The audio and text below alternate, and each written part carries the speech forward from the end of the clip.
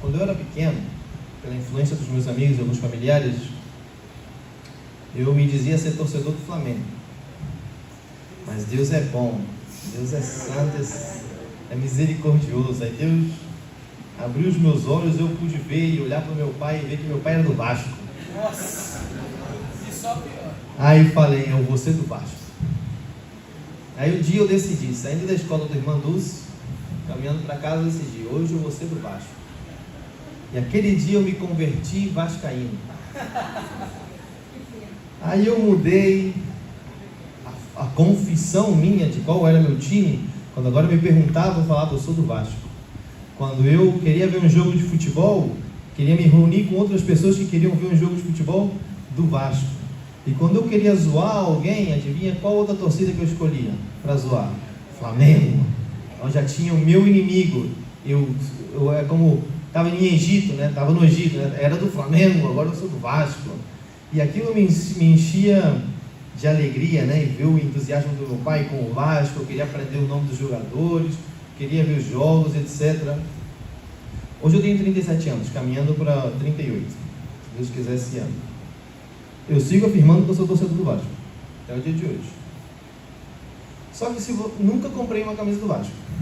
Nunca fui um jogo de futebol do Vasco. Se vocês me perguntarem o nome dos jogadores, não tenho nem ideia, nem quantos títulos o Vasco tem. Não sei nada, nem sei quem é o torcedor, não sei quem foi o fundador. Sei um pouquinho do hino, assim, Vasco da Gama, não sei o que, não sei quanto, assim, quase nada sei. Só que se vocês compararem a minha devoção ao Vasco com o meu pai, vai ficar óbvio que eu sou um falso convertido ao Vasco.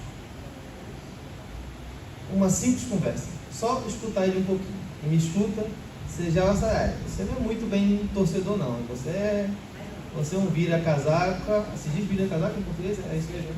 Vira-casaca meio errado. Um filho obediente que não entende nada, né? Dos dois, da história do filho pródigo é o mais velho, não está sabendo de nada, e sou mais velho, então. Mas a minha confissão, então, de que eu sou vascaíno não serve de nada. Porque quando vocês veem a minha prática de vida, de vascaíno, nem de flamenguista, louvado seja Deus, eu não tenho nada. A vida cristã é exatamente da mesma forma.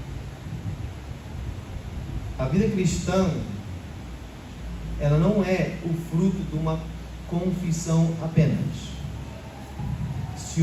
Como o meu coração não foi conquistado por Vasco, a minha prática de vida não demonstra uma predileção real a esse time.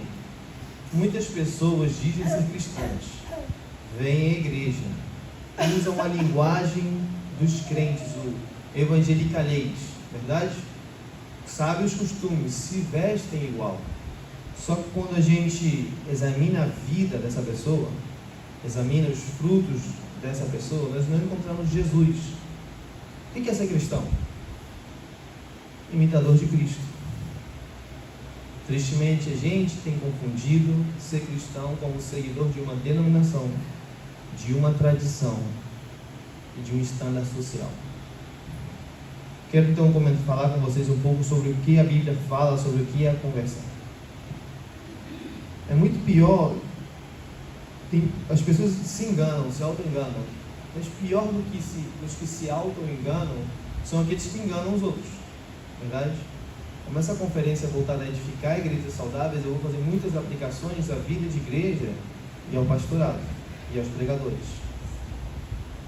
Amém?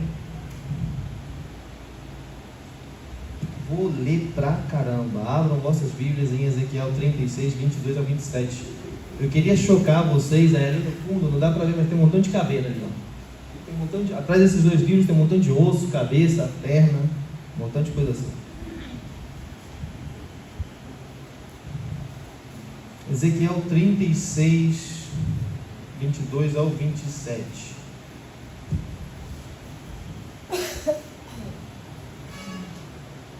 Diz, portanto, a casa de Israel, assim diz o Senhor Deus, não é por amor de vós que eu faço isto, ó casa de Israel, mas pelo meu santo nome que profanastes entre as nações para onde fostes. Vindicarei a santidade do meu grande nome, que foi profanado entre as nações, o qual profanaste no meio delas. As nações saberão que eu sou o Senhor, diz o Senhor Deus, quando eu vindicar a minha santidade perante elas. Tomar-vos-ei de entre as nações, e vos congregarei de todos os países, e vos trarei para a vossa terra. Então espargirei água pura sobre vós, e ficareis purificados de todas as vossas imundícias, e de todos os vossos ídolos vos purificarei. Dar-vos-ei coração novo, e porei dentro de vós espírito novo. Tirarei de vós o coração de pedra, e vos darei coração de carne. Porei dentro de vós o meu espírito, e farei que andeis nos meus estatutos, guardeis os meus juízos, e os observeis. Quero que vocês leiam, tem mais texto bíblico, tá bom? Quero que vocês leiam com a lente, os óculos mágicos, assim, para ver o que é a conversão. Seguinte texto, João, capítulo 3, versículo 1 ao versículo 7. João capítulo 3, do 1 ao 7.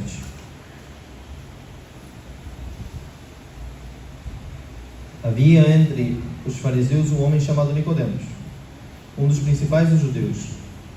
Este de noite foi ter com Jesus e lhe disse: Rabi, sabemos que és o Messias vindo de parte de Deus, porque ninguém pode fazer esses sinais que tu fazes se Deus não estiver com ele.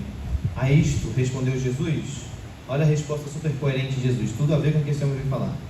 Em verdade te digo, que se alguém não nascer de novo, não pode ver o reino de Deus. Perguntou-lhe Nicodemos: como pode um homem nascer de novo, nascer sendo velho? Pode porventura voltar ao ventre materno e nascer segunda vez? Respondeu Jesus: em verdade te digo, quem não nascer da água e do Espírito não pode entrar no reino de Deus. O que é nascido da carne é carne, o que é nascido do Espírito é Espírito. Não te admires de eu te dizer, importa-vos nascer de novo. Tito 3, do 3 ao 7. Tito 3, do 3 ao 7. Vou fazer uma maratona cristã aqui de buscar na Bíblia. Vamos ver como vocês estão de habilidade. Tito 3, 3 ao 7. Pois nós também outrora éramos nécios, desobedientes, desgarrados, escravos de toda sorte de paixão e prazeres, vivendo em malícia, inveja, odiosos e odiando-nos uns aos outros. Quando, porém, se manifestou a benignidade de Deus, nosso Salvador, e o seu amor para com todos, não por obras de justiça praticadas por nós, mas segundo sua misericórdia, Ele nos salvou mediante o lavar regenerador e renovador do Espírito Santo, que Ele derramou sobre nós ricamente por meio de Jesus Cristo, nosso Salvador, a fim de que, justificados por graça, nos tornemos seus herdeiros segundo a esperança da vida eterna. O que é conversão? Essa é a pergunta. Como está descrevendo a conversão esse texto? Agora um texto bem largo, bem grande. Efésios, capítulo 1, vamos ler do versículo 15 ao 20. Nós logo vamos saltar para o capítulo 2 e vamos ler do versículo 1 ao 10. Efésios 1, 15 ao 20 e logo 2, 1 ao 10. Eu agradeço que vocês busquem, para eu não enganar vocês. Levem esse costume para a vossa igreja. O pregador falou, abre a Bíblia a ver se é verdade o que ele está dizendo. E se ele não gostar, lembra que lá em Atos faziam isso com os apóstolos. Quanto mais com o pregador de hoje em dia tem obrigação de fazer um negócio desse. Efésios 1, 15 ao 20. Por isso também eu, Paulo, tendo ouvido a fé que há entre vós no Senhor Jesus e o amor para com todos os santos, não cesso de dar graça por vós, fazendo menção de vós em minhas orações, para que o Deus de nosso Senhor Jesus Cristo, o Pai da glória, vos conceda espírito de sabedoria e de revelação no pleno conhecimento dele, iluminados os olhos do vosso coração, para saberdes qual é a esperança do seu chamamento, qual a riqueza da glória de sua esperança nos santos, da sua herança nos santos, e qual é a suprema grandeza do seu poder para com os que cremos, segundo a eficácia da força do seu poder, o qual exerceu ele em Cristo, ressuscitando de entre os mortos e fazendo sentar à sua direita nos lugares celestiais. Capítulo 2, 1 ao 10. E ele vos deu vida, ele, o Pai, Deus Pai, e ele vos deu vida, estando vós mortos nos vossos delitos e pecados, nos quais andastes outrora segundo o curso deste mundo, segundo o príncipe da potestade do ar, do espírito que agora atua nos filhos da desobediência, entre os quais também todos nós andamos outrora, segundo a inclinação da nossa carne, fazendo a vontade da carne e dos pensamentos. E éramos, por natureza, filhos da ira, como também os demais. Mas Deus, sendo rico em misericórdia, por causa do grande amor com que nos amou, e estando nós mortos em nossos delitos, nos deu vida juntamente com Cristo. Pela graça sois salvos. E juntamente com Ele nos ressuscitou, e nos fez assentar nos lugares celestiais em Cristo Jesus, para mostrar nos séculos vindouros a suprema riqueza de sua graça em bondade para conosco em Cristo Jesus, porque pela graça sois salvos, mediante a fé, e isto não vem de vós, é dom de Deus, não de obras, para que ninguém se glorie, pois somos feituras dele, criados em Cristo Jesus para boas obras, as quais Deus de antemão preparou para que andássemos nelas. Romanos 6, 17 a 23. Vou ler muito a Bíblia, assim eu tenho que falar pouco. Romanos 6, 17 a 23. Mas graças a Deus, porque outrora escravos do pecado, contudo viestes a obedecer de coração a forma de doutrina a que fostes entregues. E uma vez libertados do pecado, fostes feitos servos da justiça. Falo como homem, por causa da fraqueza da vossa carne. Assim como oferecestes os vossos membros para a escravidão da impureza e da maldade para a maldade, assim oferecei agora os vossos membros para servirem à justiça, para a santificação. Porque quando éreis escravos do pecado, estavas isentos em relação à justiça. Naquele tempo, que resultado colhestes? Somente as coisas de que agora vos avergonhais, porque o fim delas é a morte. Agora, porém, libertados do pecado, transformados em servos de Deus, tendes o vosso fruto para a santificação e, por fim, a vida eterna. Porque o salário do pecado é a morte, mas o dom gratuito de Deus é a vida eterna em Cristo Jesus, nosso Senhor. Uma vez mais, Tito 2, 11 ao 14. Tito 2, 11 ao 14. Porquanto a graça de Deus se manifestou salvadora a todos os homens. Todos os homens aqui é toda a classe de pessoa. Educando-nos para que, renegadas a impiedade e as paixões mundanas, vivamos no presente século sensata, justa e piedosamente, aguardando a bendita esperança e a manifestação da glória de nosso grande Deus e Salvador, Cristo Jesus, o qual a si mesmo se deu por nós, a fim de remir-nos de toda iniquidade e purificar para si mesmo um povo exclusivamente seu, zeloso de boas obras. Guardem, a gente leu bastante, muitas verdades desses textos são repetidas, citam as mesmas verdades de forma diferente, outras se incluem, são complementares, mas todos esses textos são uma radiografia de o que é a conversão, como funciona a conversão.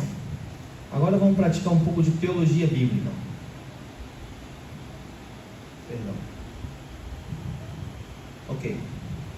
Antes da queda, segundo o desígnio original de Deus, vamos pensar o que é a raça humana, segundo a Bíblia. Como ela foi antes da queda e como ela é depois da queda. Sim, segundo o desígnio original de Deus, cada pessoa deveria existir e viver para Ele, para Deus.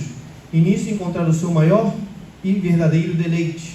Essa alegria suprema e santa deveria permear, infiltrar-se e atravessar todas as esferas da vida humana, mantendo puro e santo todo o ser.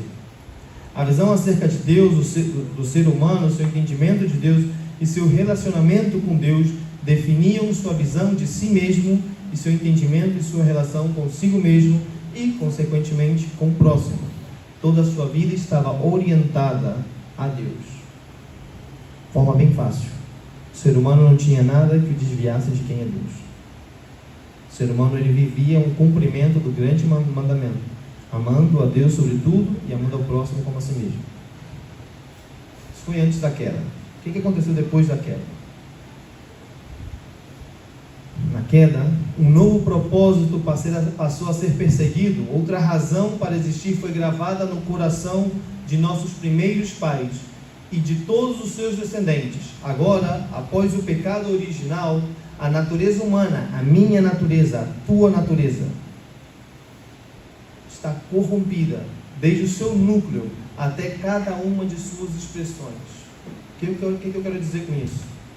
Quero dizer que cada um de vocês, que foram criados para amar a Deus por cima de tudo e amar o próximo como a si mesmo, agora houve uma inversão de valores. Nos amamos a nós por cima de tudo e amamos ao próximo quando isso signifique amarmos a nós mesmos. Prova disso, tem gente que você não gosta. Por que você não gosta deles? Porque de alguma forma eles são um prejuízo para vocês. Já seja que tenha te enganado no negócio, já seja que tenha te ofendido, já seja que tenha te magoado. Você repele essa pessoa porque ela de algum modo oferece um risco ao teu bem-estar.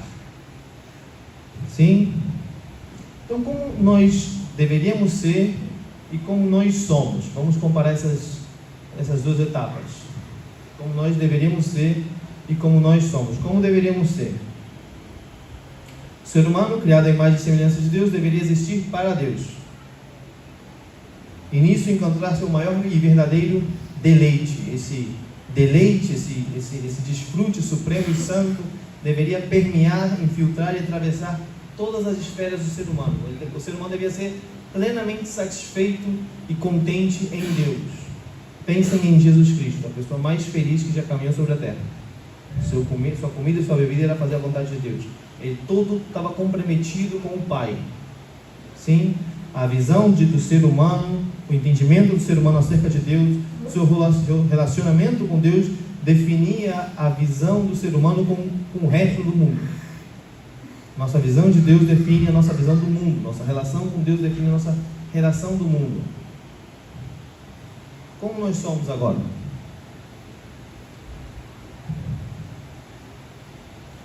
Agora, cada um de vocês, eu, cada pessoa nesse planeta, cada pessoa cria um Deus à sua imagem e semelhança, por meio do qual o indivíduo se centraliza em si mesmo, dedica-se a se fazer conhecido de forma exaltada em uma autopromoção egocêntrica, vive para desfrutar de qualquer coisa que lhe proporcione prazer e deleite autocentrado.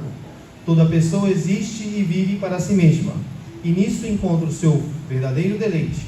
Esse júbilo, essa alegria, essa satisfação medíocre e profana permeia, se filtra e atravessa todas as esferas do ser humano, contaminando e corrompendo todo o seu ser.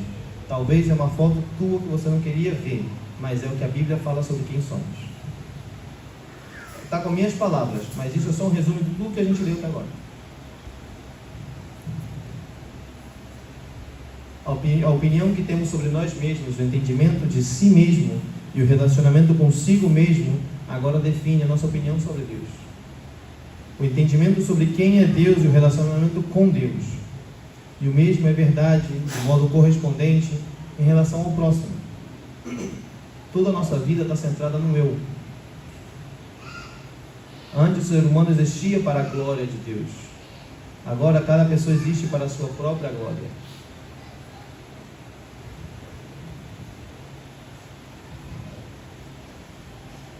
De acordo com o que nós estivemos lendo nas Escrituras, a gente encontra algo que os teólogos chamam de o pecado original. E o pecado original nada mais é do que uma inversão nos valores mais essenciais do que é o ser humano.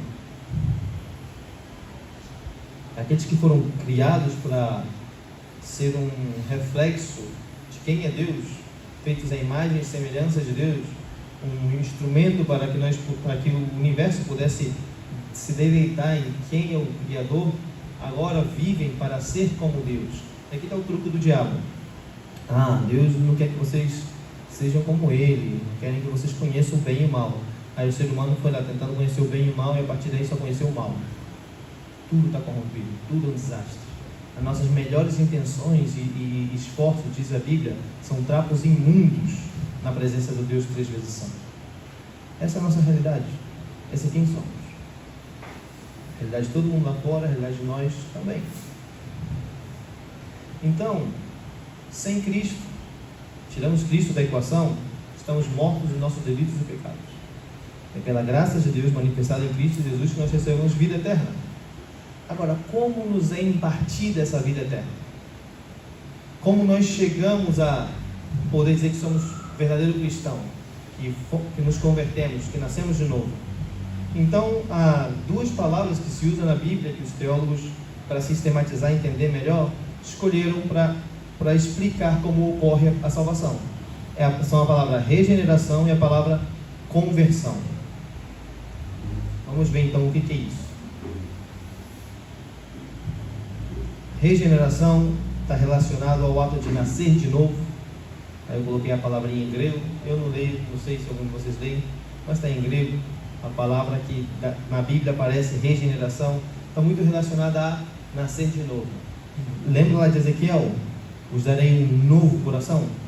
Vou pegar o vosso coração de pedra e vou dar um novo coração. Lembram em Efésios? Vocês estavam mortos nos vossos delitos e pecados, mas Deus deu vida. A regeneração é um ato de Deus.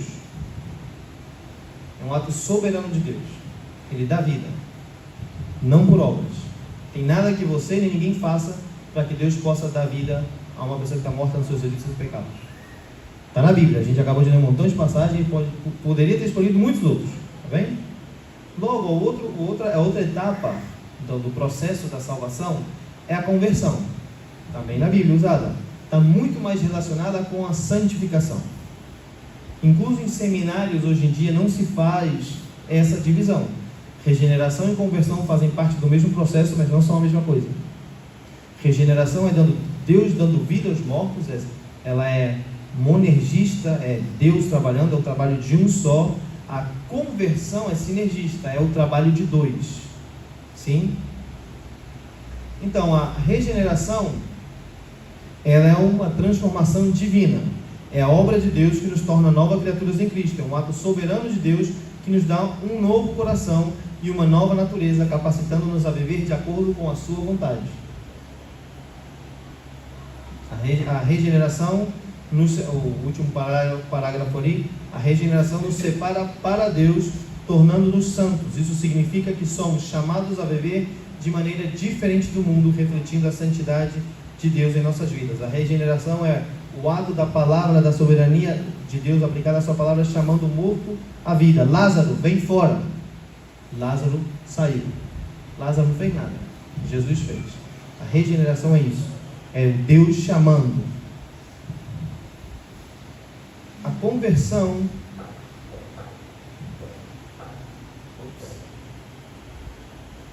tá. A regeneração é essencial e envolve uma transformação radical, não apenas uma melhoria moral. Não é mudar a camisa do Vasco e dizer que agora eu sou do Vasco. Não é mudar aspectos externos. Isso não é regeneração. A regeneração é um ato divino que nos torna novas criaturas.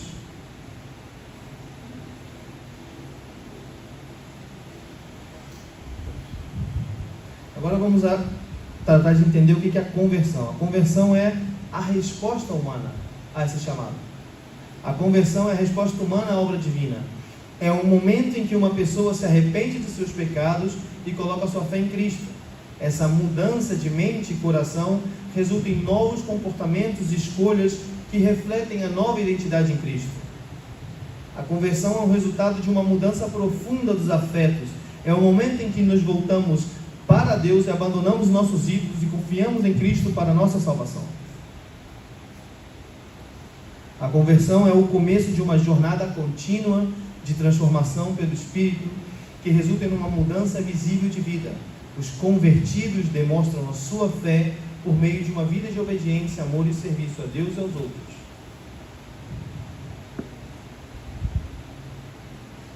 Então, na regeneração, nós recebemos vida nova. Na conversão, nós andamos em novidade de vida. Na regeneração, recebemos o dom da fé para a salvação. Na conversão, exercemos fé no Salvador. Na regeneração, somos chamados a seguir a Cristo. Na conversão, abandonamos nossos ídolos e seguimos a Cristo. São dois lados de uma mesma moeda, mas são dois lados. Eu mesmo achava ruim quando alguém falava, eu me converti, eu falava, errou. Sim, nós nos convertemos. Nós damos a volta e seguimos em outra direção, que a palavra do Novo Testamento para arrependimento, né? Metanoia, mudar de mente, mudar de direção, mudar de objetivo.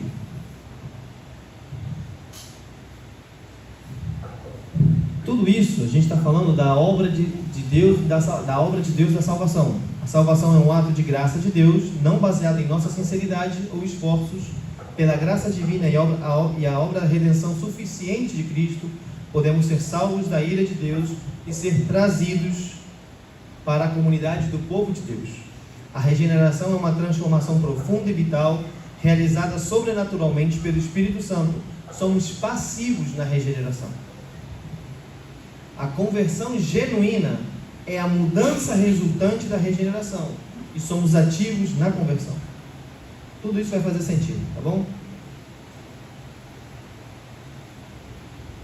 Vamos considerar então alguns indícios da verdadeira conversão e da falsa conversão. Para a economia da linguagem, e porque é muito mais popular assim, agora que eu já expliquei a diferença entre duas coisas, a partir de agora, quando eu falar novo nascimento, salvação, conversão, eu estou falando do conjunto inteiro, tá bom? Regeneração e conversão. Porque só para aclarar aqui, não há conversão verdadeira se primeiro não vem uma regeneração verdadeira.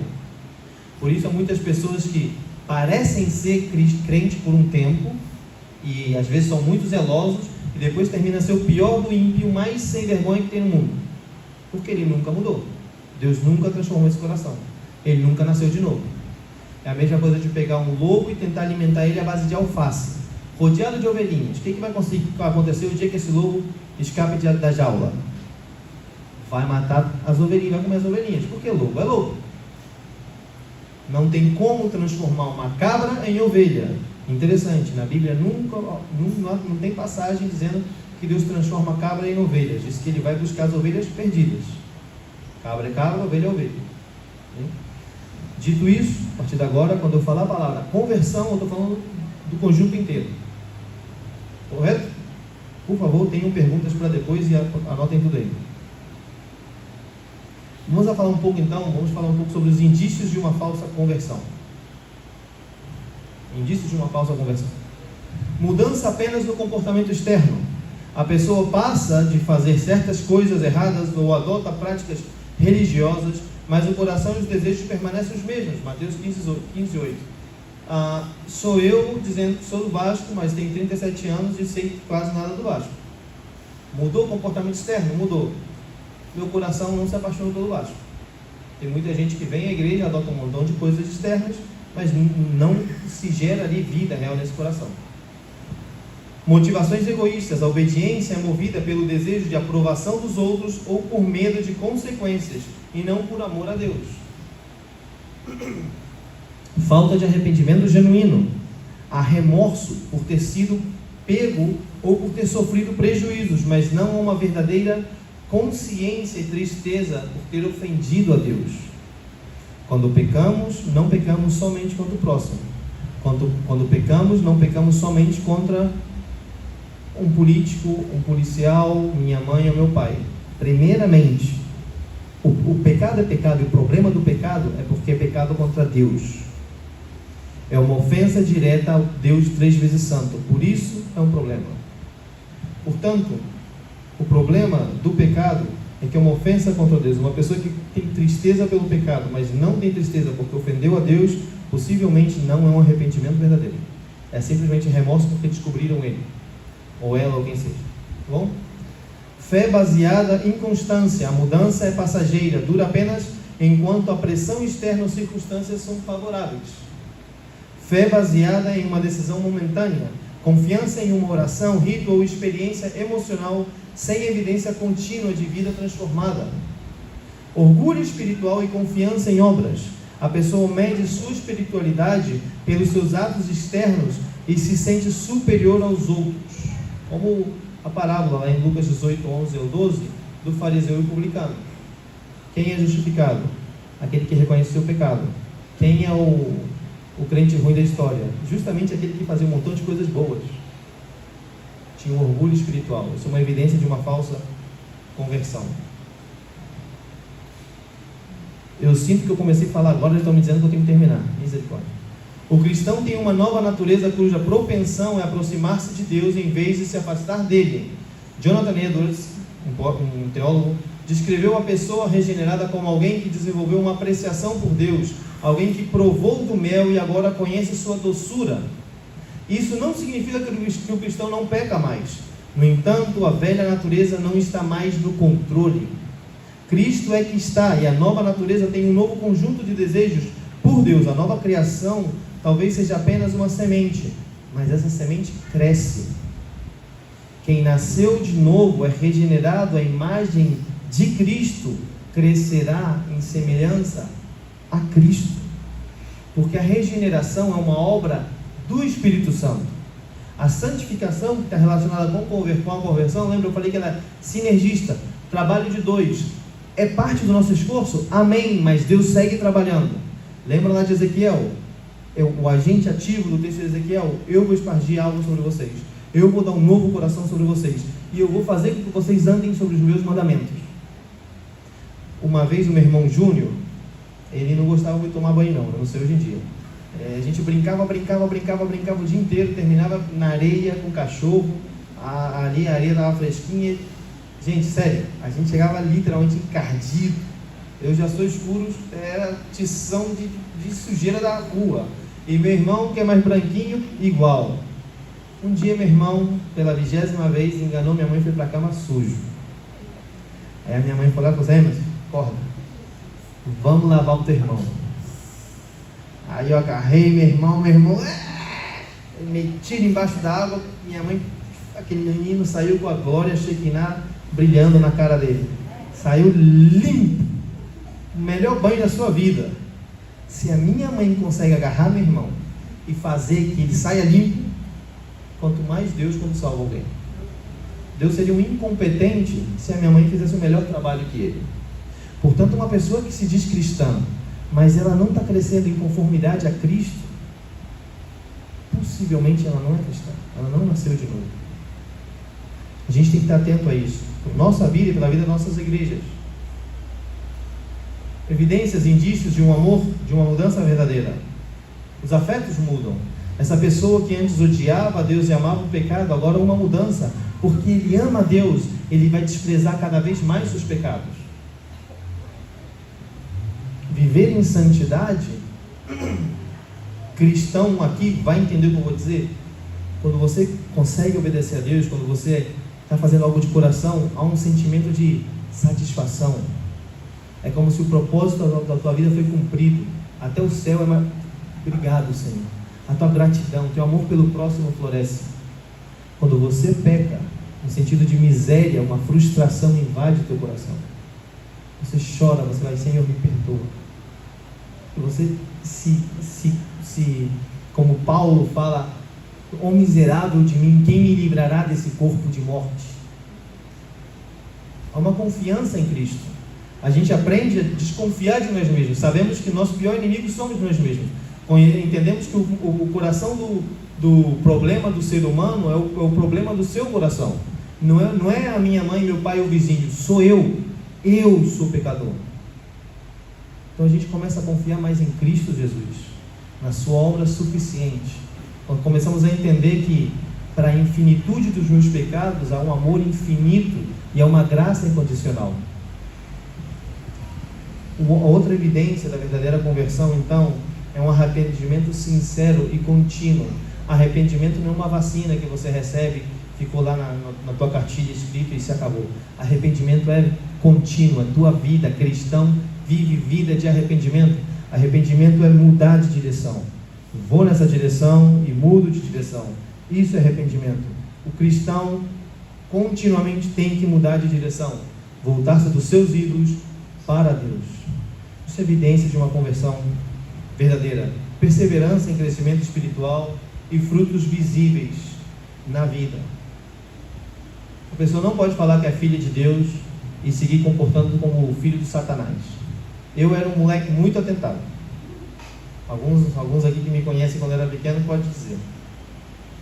Uma vez eu aprontei, 2 vezes eu aprontei umas na escola, e o meu pai, ele me corrigiu. Sinceramente, eu já ensinei pais, eu não sou pai, mas eu ensinei pais sobre como corrigir filhos em base à educação do meu pai.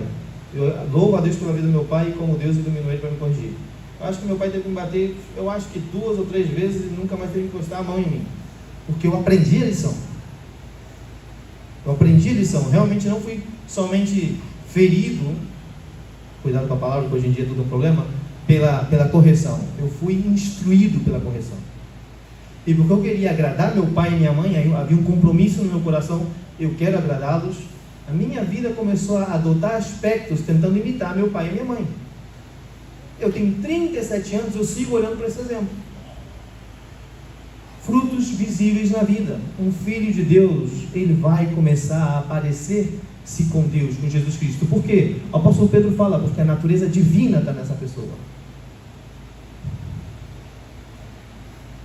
A doutrina do novo nascimento, então, meus queridos, conversão, ela fala que o cristão, ele é uma nova criatura. Não é uma mudança exterior. Não é uma mudança de denominação. Não é colocar uma gravata e ele falar mais forte. É uma mudança de natureza. E essa mudança de natureza traz uma mudança de comportamento.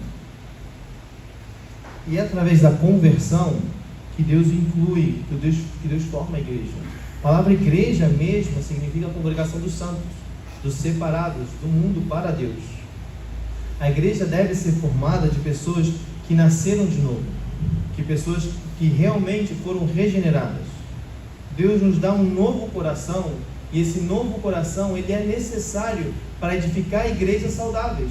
Uma igreja saudável, ela é formada por pessoas nascidas de novo.